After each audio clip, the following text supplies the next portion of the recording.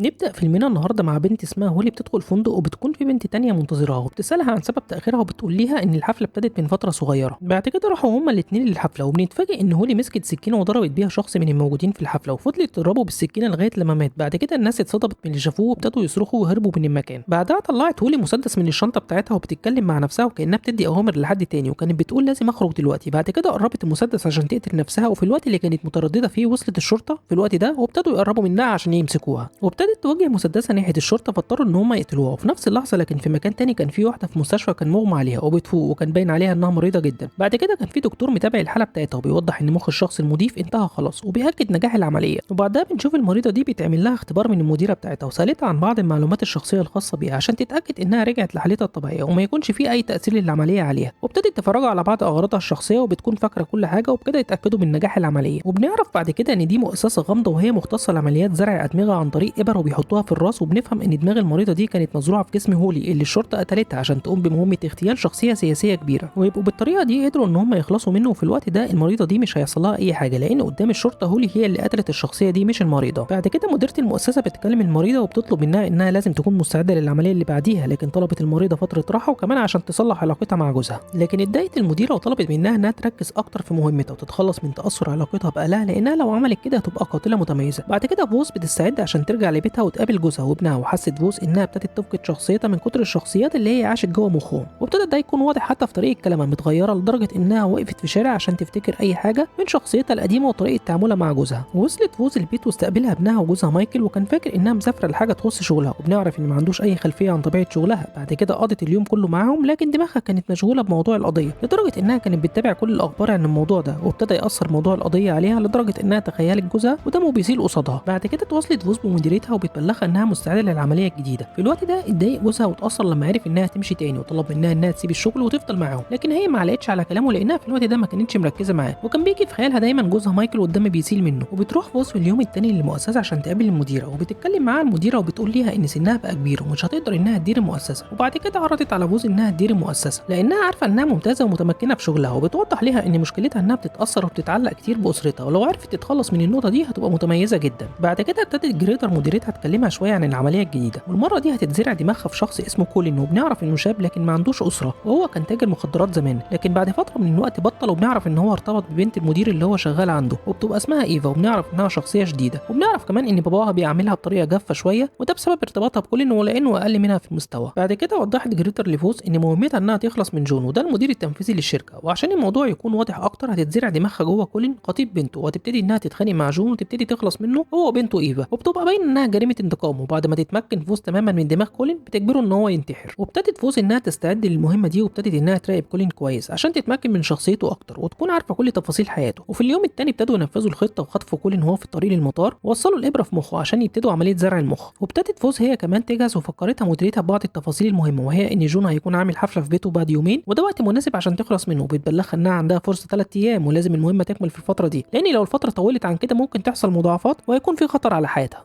وابتدى الدكتور المختص يوصل الاجهزه على فوز وينجح ان هو ينقل مخها في جسم كولين وتبتدي تتعامل وتروح البيت بتاعه وبتبقى جنب ايفا عشان كل الامور تكون طبيعيه. وفي اليوم الثاني بتصحى وبتخش الحمام وبتبقى مستغربه جدا من نفسها انها موجوده في جسم شخص راجل وعلى الرغم من كده كانت بتحاول تتمكن من نفسها اكتر وتسيطر على توترها عشان العمليه تنجح. بعد كده صحيت ايفا وفي الوقت اللي هما بيتكلموا فيه مع بعض حست ان كولين متغير ولما سالته ما ركزش معاه واتكلم في موضوع تاني وابتدوا يتكلموا مع بعض وبتعتذر منه وبتقول له ان طيارتها وصلت متاخر ولما وصلت البيت ما رضتش ان هي تقلقه من نومه. بعد كده بتروح فوز الشركه اللي كولين شغال فيها ودي الشركه اللي جون مديرها وبتقابل شخص صديق كولين وبيحكي ليها عن رحلته ومغامراته واللي حصل في اجازته. بعد كده راحت فوز على المكتب وحست انها مش قادره تسيطر على جسم كولين وبتروح للحمام وبصت للمرايه شافت جسمها وجنبها جسم كولين وابتدت تفقد الوعي وبتسمع جريدر مديرتها عن طريق وصله معينه مزروعه في مخها وسالتها عن اللي حصل ولاحظت جريدر ان في اضطراب في وظائف الجسم عندها فجاه. بس فوز رفضت تقول ليها اي حاجه عن اللي هي حست بيه عشان ما تقلقش وبتطمنها وتقول ليها ان اكيد كان في مشكله في الوصلات المتوصله فيها ونصحتها جريدر انها لازم تشوف اي متخصص عشان تعرف ايه هي سبب المشكله اللي حصلت. وبعد ما خلص اليوم راحت فوز عند بيتها وبصت على جوزها مايكل وابنها وكان واضح عليها انها متاثره جدا. ورجعت بعد كده على بيت ايفا وشافت صحابها موجودين عندها وكانوا عاملين احتفال بسبب ان واحده صاحبتهم اترقت في شغلها وابتدوا يتريقوا على جون والد ايفا وده بسبب الوظيفه اللي رشحها لكولين وانها وظيفه مذله. وتخيلوا ان جون فكر في كده عشان هو كان رافض ارتباطه ببنته. بعد كده دخلت فوز الحمام في الوقت ده دخلت واحده من اصحاب ايفا وراها وبنعرف ان هي كانت مرتبطه بكولين من فتره طلبت من فوز المتمثله بجسم كولين ان هم يبقوا اصحاب فقلقت فوز من كلامها فوافقت من غير ما تتكلم كتير معاها. وابتدت فوز يكون عندها تشويش وده بسبب تداخل شخصيتها مع شخصيه كولين، لدرجه انها تخيلت نفسها من كتر التوتر اللي عندها انها راجل وست في نفس اللحظه، بس حاولت انها تركز اكتر في مهمتها المطلوبه منها وما تديش اهميه للافكار اللي بتظهر ليها فجاه. وابتدت ايفا تسال فوز المتمثله في جسم كولين ايه هو سبب التغيير في شخصيته فجاه، وحاولت فوز انها تغير الموضوع، لكن ايفا كان عندها اصرار انها تعرف سبب التغيير الكبير في شخصيه كولين، وبتوضح فوز ليها انها مرهقه ومحتاجه للراحه. وفي اليوم الثاني ابتدت فوز تكلم جريدر عن طريق الوصلات اللي متوصله في مخها وبتطمنها عليها، لكن كان عندها احساس ان كولين بيحاول ان هو يفوق ويستعيد وعيه مره تاني، وحاول اكتر من مره ان هو يسيطر على فوز. بعد كده بتبتدي الحفله وبتكون فوز مستعده عشان تنفذ العمليه، وفي الوقت اللي هما بيكونوا في الحفله بتتكلم ايفا مع فوز متمثله في جسم كولين وبتقول لي ان باباها شخص كويس، لكن هو بيتعصب بسرعه وطلبت منه ما يتاثرش باي حاجه حتى لو قال اي كلام يضايقه. وابتدى جون يستهزئ بكولين ويقلل منه. في اللحظه دي فوز بتتمكن من نفسها وما بتردش على جون، وبعد شويه وصلت جريدر معاها وعرفتها ان هو ده الوقت المناسب لخلق مشكله عشان لما تخلص المهمه المطلوبه يبان كل شيء طبيعي. وعملت فوز نفسها سكرانه ومش مركزه في تصرفاتها، وراحت بعد كده لجون وابتدت تتخانق معاه بسبب معاملته وطريقته معاه، وكمان عملت مشكله مع ايفا وابتدت تتخانق معاه. في الوقت ده ابتدى يتعصب جون وطلب من الحرس انهم يخرجوه بره الحفله. وخلصت الحفله وكان جون في الوقت ده مع بنته ايفا وبيطمن عليها، وطلب منها انها تسافر لوالدتها عشان تغير جو، لكن ايفا سابته وراحت اوضتها عشان تنام. في اللحظه دي انتهزت فوز الفرصه وكانت عارفه ان جون في الوقت ده لوحده ودخلت الفيلا، وبعدها بيهدد جون ان لو كولين ما خرجش من الفيلا هيتصل بالبوليس. وابتدت فوز انها تتهجم على جون بلوح حديد بشكل قوي، وكان واضح ان فوز استخدمت لوح الحديد بدل المسدس، وده بيكون مختلف في الاتفاق مع جريدر مديره المؤسسه. وبكده نفهم ان كولين ابتدى يسيطر على جسمه ويمنع تنفيذ الاوامر المطلوبه من فوز. في اللحظه دي وصلت ايفا وشافت اللي بيحصل وحاولت انها تهرب، لكن فوز ضربتها بالمسدس، ولما شافت انها لسه ما ماتتش وبتحاول الهروب راحت لغايه عندها وقتلتها. وبكده فوز بتكون نجحت في تنفيذ باقي الخطه. وابتدت فوز تتواصل مع جريدر مديرتها وبتبلغها ان المهمه خلصت، وطلبت منها انها تفصلها عن جسم كولين. بعدها حاولت انها تتخلص من كولين قبل ما يتم فصلها عن جسمه، لكن ادراك كولين ابتدى يقاوم وبيحاول ان هو يسيطر على جسمه مره تاني. وبعدها مسك كولين حته ازازه وضرب نفسه في راسه وخرج ابره التوصيل، وبكده بتكون فوز اتحبست جوه كولين ومبيبقاش في اي طريقه للخروج. في اللحظه دي ابتدى جسم فوز يبقى مضطرب وبينزف، وكمان بتشوف مديرتها جريتر متوتره. وابتدى بعد كده كولين ان هو يرجع تاني تدريجيا لوعيه، واتصدم لما شاف ايفا خطيبته مقتوله، ما بيكونش فاكر اي تفاصيل عن اللي حصل. وبيهرب كولين من المكان وفكر ان هو يروح لصديقته القديمه ويستخبى عندها، وبيوضح ليها ان في خلاف حصل ما بينه وما بين ايفا ومحتاج ان هو يقعد معاها كام يوم. فرحبت صديقته بيه، لكن اعتذرت منه ان هي مش هتقدر انها تكون معاه. بعد كده ريتا صديقته بتدخل الحمام، وبيكون كولين في الوقت ده ادراكه في صراع مع فوز ومفيش حد قادر يسيطر على التاني، لحد لما فوز ابتدت تسيطر تاني على جسم كولين. بعد كده بتروح الحمام وبتقتل ريتا. وبنعرف بعد كده ان جون بيكون لسه عايش بالرغم من الضربات الكبيره اللي هو اتعرض ليها، وبيرجع مره تاني وعي كولين، وبنشوف صديقه رايح على بيت ريتا وبيوضح ليه ان ريتا اتكلمت معاه وهو جاي عشان يشوفها. فدخلوا كولين البيت، لكن في اللحظه دي صديق كولين ضربه من ظهره. ومره تاني فوز بتفوق وهي في جسم كولين، وابتدى يحكي ايدي صديق كولين انه شغال مع جريدر مديره المؤسسه، وطلبت منه ان هو ينفذ مهمه وهي انه يروح لكولين ويضرب فيه ابره التوصيل مره تاني عشان تقدر ترجع لحالتها الطبيعيه وتكمل باقي المهمه. وابتدت فوز تتكلم مع ايدي وتطلب منه ان هو ينفذ المهمه مكانها ويقتل كولين، لكن ايدي رفض وبلغها ان دي مهمتها. وابتدى ايدي ان هو يطمن على فوز وعمل فحص ليها عشان يتاكد انها بقت كويسه. وابتدى ادراك كولين مره تانية يسيطر على فوز، وبتتخيل فوز ان كولين قصادها وبيخنقها. وبعد شويه فاق كولين واكتشف ان في الوقت اللي كان فيه صراع داخلي مع فوز انه قتل ايدي صديقه، ولقى ريتا صديقته هي كمان مقتوله في الحمام. وقدر كولين ان هو يسيطر سيطره كامله على ادراك فوز مره تاني. وبعدها قرر كولين ان هو يروح لبيت وعيله فوز، وسال مايكل جوزها عن فوز وبعض التفاصيل عنها، وهدده ان لو ما اتكلمش هيقتله. وبيبقى مايكل زوج فوز مش عارف اي حاجه عن اللي بيحصل. وفضل كولين يتكلم مع نفسه، وابتدى كمان يتكلم مع فوز ويطلب منها انها تخرج دلوقتي لانه عايز يفهم هي ليه اتصرفت كده. وابتدوا يتكلموا مع بعض، وابتدت فوز تضايق كولين بكل الطرق، وكانت مفاجاه انها ما حاولتش تدافع عن جوزها وابنها. لكن حصل شيء ما كانش متوقع، وهي ابتدت تقنع كولين انه يقتل جوزها وابنها عشان ينتقم من اللي هي عملته فيه. فاستغل مايكل الوقت ده وابتدى يهجم على كولين، لكن كولين ابتدى يهجم على مايكل بسطور لغايه لما قتله. وفي الوقت اللي كولين بيحاول يستوعب فيه ايه اللي حصل بيجي ايرا ابن فوز ومايكل ويطعنوا، لكن قبل ما يموت كولين ضربوا كولين بالمسدس. وبعدها بنعرف ان فوز هي اللي كانت متحكمه في كولين وهي اللي قتلت ابنها بعد ما حمست كولين انه يقتل مايكل جوزها. وبتبتدي فوز تفوق لجسمها مره تاني، واكتشفت ان جريدر مديره المؤسسه قدرت انها تسيطر على جسم ابنها، وهي كانت قاصده تعمل كده انها تخلي فوز تقتل ابنها عشان تقطع اي علاقه بعيلتها. وبكده نجحت جريدر انها تسيطر على فوز،